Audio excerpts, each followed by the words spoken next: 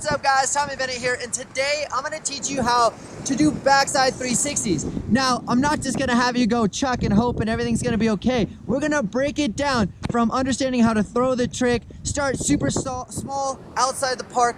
We're going to learn the skills, and then we're going to bring it to the park.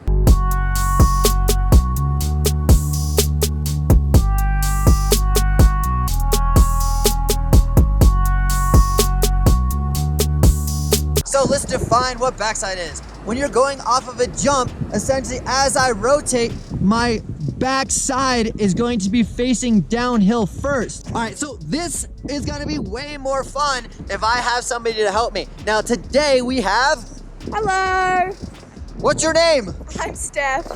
So Steph is one of the athletes that I work with. She's from Australia, but the sickest part is that she's a goofy rider. So I'm a regular rider and most of my videos have been regular. So we're gonna add a little bit of goofy riding in there for all the goofy riders, the regular riders, so we get it all. All right guys, the very first thing that you gotta be able to do is find a spot that is super flat and out of the way. So we're chilling, right? So we got a nice flat spot and no one's around, so super awesome. The first thing that we're gonna do is we're gonna practice our windup. So Steph, I want you to open your lead shoulder and then open your lead shoulder.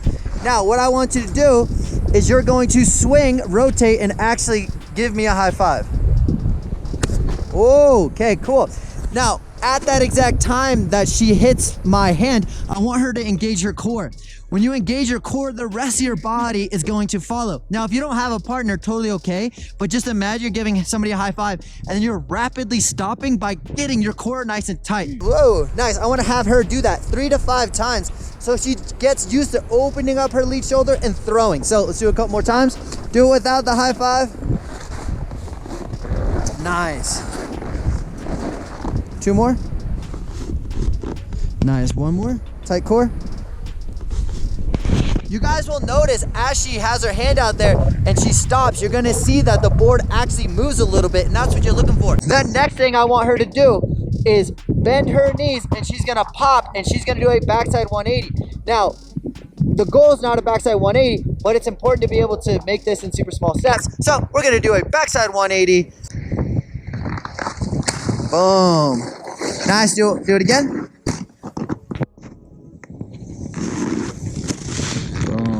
Okay, once you're feeling super awesome about doing the 180s, I want you to do a 270.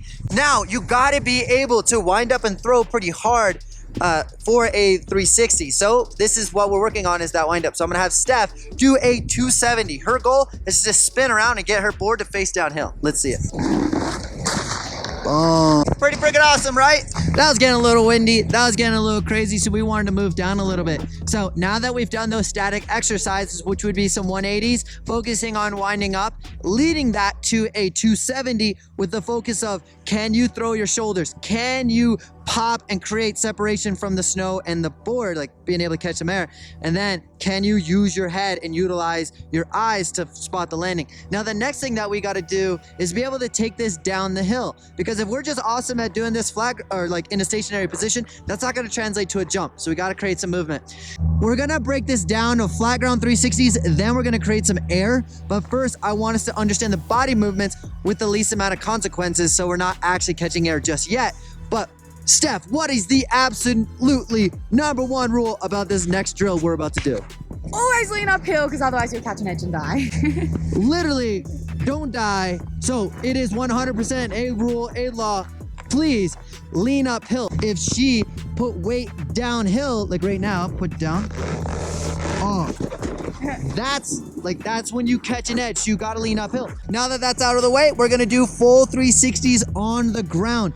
Our main focus is to start low, stand up a little bit, simulating pop, throwing our shoulder, looking in the direction we're going, and then completing the full 360.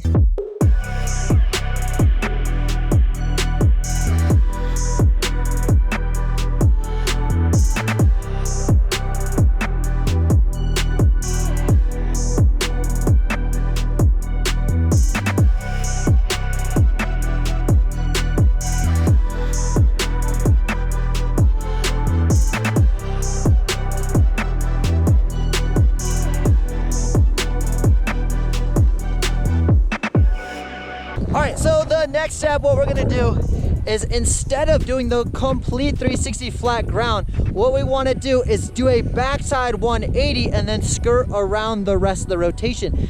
Now, the reason why we want to do this is so we get used to popping and throwing without committing 100% to doing the trick.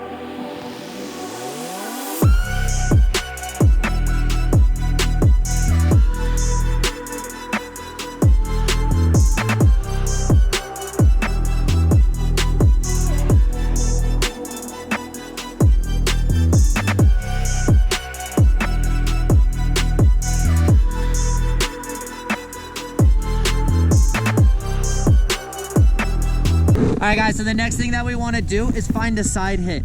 What that means is on the side of the runs, there's like natural jumps that form. Now why that's sick is because it's not high consequence. If I get 2 feet of air, obviously I'm not going to be crashing so much.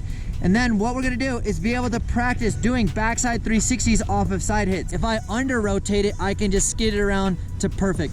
We do have to combine all these things together. So as a reminder, we're using our legs to generate pop, and then we're gonna take our lead shoulder and we're throwing it. As we throw, we're taking our eyes and we're trying to spot the landing as soon as possible. We're gonna combine all those things on a side hit. So the more you can do, the more awesome you're gonna be. Let's go.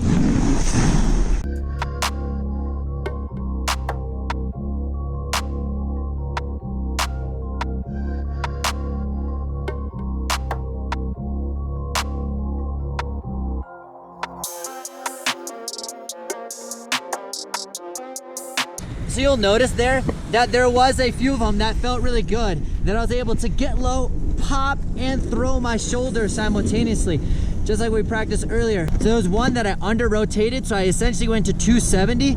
I made sure that my weight was over my heels, and then I was able to finish it. Now when it comes to transitioning this into the park, you want to do a straight air run, and then imagine you're doing a heel side turn, and then you're going to get on your toe side turn and then do a straight air.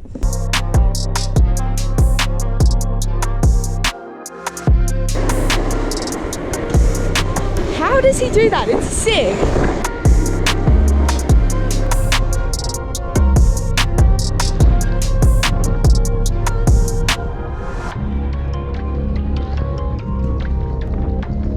Couple common issues that you're gonna face when it comes to backside 360s is first, is as you spin it, you don't make your head do the full 360. A lot of people will throw it and then their eyes get stuck there and they don't complete it. So make sure your eyes are looking and completing the full 360. That's number one. The other thing is, as you're going off of a jump or a side jump, your shoulder may be leaning super far, like angled upwards. So when you throw it, you're starting to go super back seat. So if you're landing back seat on the ground, it probably means you started in this position, like super back seat. The third thing is make sure you're getting enough wind up and you're throwing it. A lot of times, a big common issue is you're trying to do all this spin and creating all the power. Just by doing this, you got to be able to wind up and get a nice power through. So if I missed anything, let me know in the comments below. If you love these kind of videos, let me know. Make sure you subscribe, make sure you press that like button, and go follow Steph.